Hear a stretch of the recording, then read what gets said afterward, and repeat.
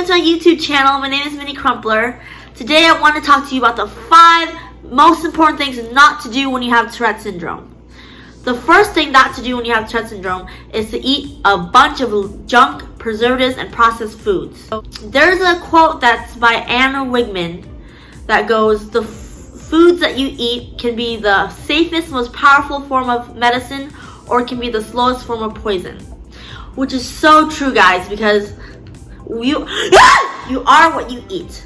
And when you eat stuff such as chips, hamburgers, hot dogs, candies, muffins, cupcakes, things that are processed, that aren't natural, you become more sluggish, more lethargic, more slow. You have long-term health problems. You have cardiovascular diseases, and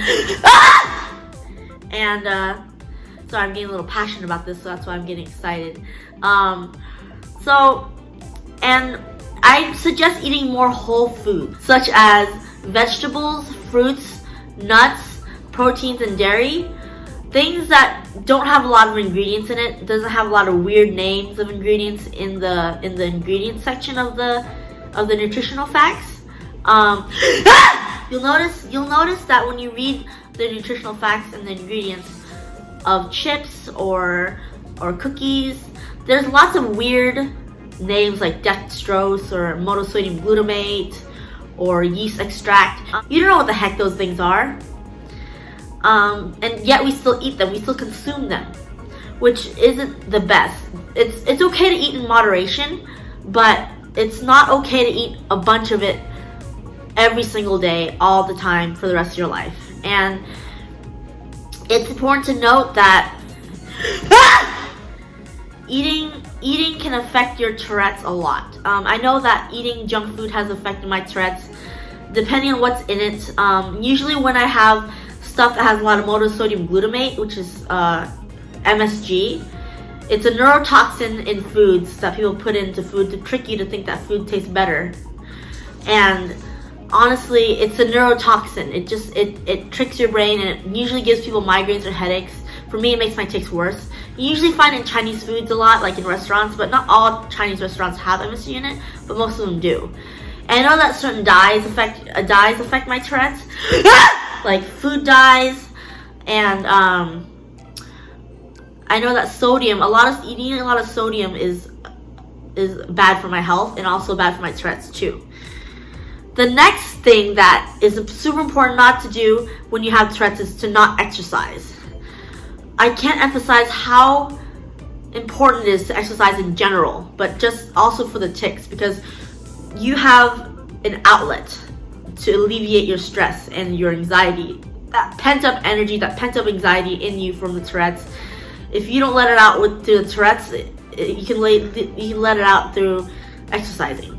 It's either way, you have to let it out somehow, and exercising is the best form and way of releasing that energy and that extra dopamine you have in your brain, because people with Tourette's have extra dopamine in the brain compared to a regular person. Exercise can alleviate stress. Not only that, but it's good for your long-term health, good for your memory, good for your heart, good for your joints, depending on the exercise, of course, good for your overall well-being. Oops. The third thing to not do when you have Tourette's is not having a creative outlet. Now, what I mean by a creative outlet is things you can do that are your hobbies or your passions aside from work. What can you do to make yourself happier through passion and hobby? For example, I love to write. That's my form of expression, and that is a way of me kind of letting off steam, and I also like to dance and sing. It's my most favorite passion ever. I love dancing, I love singing, and having a creative outlet can help you alleviate stress and to distract you from stress that you have at work, and it actually makes you perform better at work too. It also serves you really well because it gives you a sense of purpose in life. I think that 13% of employers say they don't like work, is what I've heard. And what better way to improve your work performance than to find a hobby that you love to do on the side, you know. And you can do any creative outlet you want. There's so many options out there. There's podcasting, there's playing video games, there's painting, there's playing soccer and sports, which is another form of exercise, which is really, really good. If you want to play sports, not only it kills 2 birds with 1 stone, but it's also healthy for you. It also lowers your blood pressure when you have something that you love to do, and it reduces the stress hormone called cortisol, and it actually helps you lose weight when you do something that you love to do and you focus on it. And yeah, the 4th thing not to do when you have Tourette's is to coop yourself inside the house and hide from the public. I can't express how important it is to not do that when you have Tourette's, because when you do that, there's a part of you that dies, honestly. Spiritually, mentally, your heart, your soul, it dies because you're hiding from the world. And the world is how you connect yourself. And even if you are an introvert, it's important to be out there being comfortable with taking while you're doing errands, going to work, or just doing hobbies, outdoor activities. Because when you coop yourself inside the house, you're not doing yourself a favor. You're doing yourself a disservice. You're blocking out the good, not only the bad, but the good things that could happen to you. You become depressed, you become sad, you become anxious, you have more anxiety, because when you do go out in public, then you get more anxiety because you're not used to doing that. So you should never hide I know how hard it is to go out in public and be scrutinized, ostracized, shunned, humiliated, and just have dirty looks from random strangers, you know. I know what it's like to have dirty looks from random strangers and rude comments. My violent tics can startle people and make people mad, but I still go out there and just be myself and just put blinders on, and just, if they ask me why I'm doing that or why am I being obnoxious, I explain to them, hey, I have Tourette's.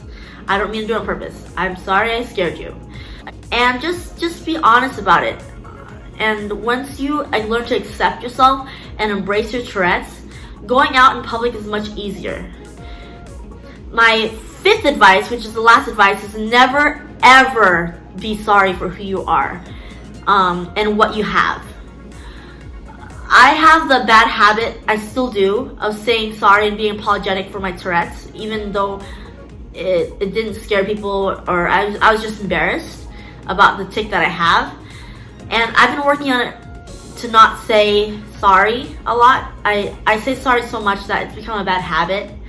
It's another form of people pleasing. I so want people to not be mad at me, and I want to please people and have them like me, that I forget who I am. I lose my self-respect, I lose my self-worth, and I say sorry for something that I didn't mean to do, something I didn't do at all, that I didn't do on purpose. And it's just, you lose a part of yourself when you apologize for things that you don't mean to do on purpose.